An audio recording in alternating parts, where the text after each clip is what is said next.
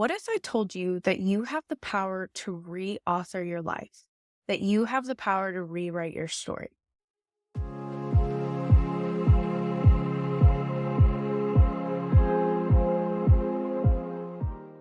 Hi, everyone. My name is Amanda Lee, and I am a graduate student therapist currently taking the next steps to become a licensed mental health counselor. And welcome to the Reflection Room. So, today we're going to be talking about narrative therapy and how it can help you take control of your stories and shape your future. So, narrative therapy is a form of counseling that was developed about 20 years ago and was founded by David Epstein and Michael White. And it's a form of therapy that helps separate people from their problems and helps them rewrite their stories in a more empowering way. So, we all have these internalized stories about who we are. And these have been shaped by our past experiences, our childhood, our society, things we've been told throughout our lives. And they can have a direct impact on our mental health and our functioning and how we see ourselves and view the world. These internalized stories can also have impacts on our relationships and our personal growth and things like that. So, our stories shape our reality. And these stories can have an influence on our emotions, on our behaviors, on our actions, and even our choices and how we move about our life.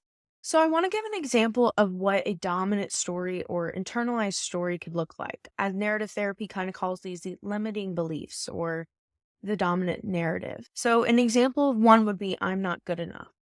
And the concept of narrative therapy is taking that dominant story that is unhelpful of I'm not good enough and trying to shift it and change it into a more empowering story. So maybe moving it from I'm not good enough to I'm learning and growing every day, or I'm not good enough to it's okay if I'm not 100% perfect because I'm a human being. This just really confirms the idea that we can edit and shape our stories that we tell ourselves. We don't have to be stuck in that. We don't have to live in that. We don't. Just as we would flip the page to a new chapter, we don't have to be stuck in that chapter. We can flip the page and start over with a whole new chapter.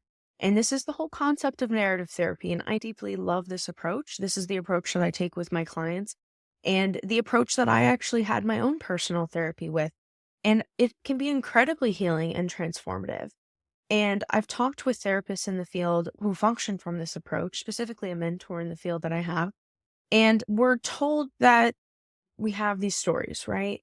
But I love this approach that she has because she sees it as three stories. So we know the concept, or I'm sure you've heard of the concept of victim to survivor, things like that, or survivor to thrive, or things like that. So she took this a step further and introduced the concept of a third story. So we have our victim story. This is born out of pain and incredibly difficult and traumatic experiences. Maybe something happened. Maybe you had some adverse childhood experiences growing up, things like that. And now you're into the survivor story. Maybe you're healing. Maybe you're going to therapy. Maybe something like that. But there's more to your story. There's more to you than just being a survivor, especially if you've gone through trauma. And this third story that she talked about is the inspirer story or the inspirational story. And this is where you go from victim to survivor to inspirer.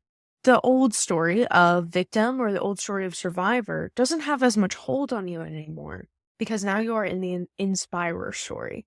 And this is really the concept of turning your pain into purpose. And I think that this is a beautiful concept. And I deeply resonate with this concept as well, as I am someone who has gone through multiple things in life and a lot of traumatic experiences, specifically those adverse childhood experiences I just discussed, things like that, and as well as a lot of mental health struggles. And I had to move from these kinds of stories of victim to survivor to inspirer. And I'm definitely in the third story now, and I'm hoping that this resonates with you. And I don't say what happened to me for pity, but for perspective, because when we take our pain and we move it into purpose, we ultimately have the power. We have the power to reauthor our stories and to rewrite them. We do, and you do. And I really, truly believe that this approach sees the innate resilience in every human being. And you do have that resilience, you do have that strength, and you have the power to transform those dominant stories that you may have not on purpose or not inherently, but might have just been ingrained in you for a little bit. Things like, I'm not good enough, like I mentioned, or things like, I'm always a failure, or things like, I don't deserve love. That is such a big one that I see a lot, and every person deserves love. And it's shifting these narratives and moving from that dominant story to a more empowering story that feels more satisfying towards the life that you want to live. I want to go over 3 steps to rewriting your story. This first step would be identifying the dominant narrative, like we had just talked about. What is the dominant narrative in your life? If you had to describe your life in one sentence or one word, what would it be? Step 2, I want you to challenge this unhelpful story. Find evidence to the contrary. Is this belief absolutely true? Or is it something that I've been told or something that has been put on me throughout my life? Step 3, I want you to try and reframe and rewrite this old narrative and change it into something more empowering and something that resonates more with you. So, for example, instead of I always struggle, what if your story became I am resilient and have overcome difficulties before? And then step 4, I want you to try to take small actions towards your new story. So some of these small actions can include saying things like, I am worthy, I am good enough, I am lovable, things like that, trying to challenge these stories.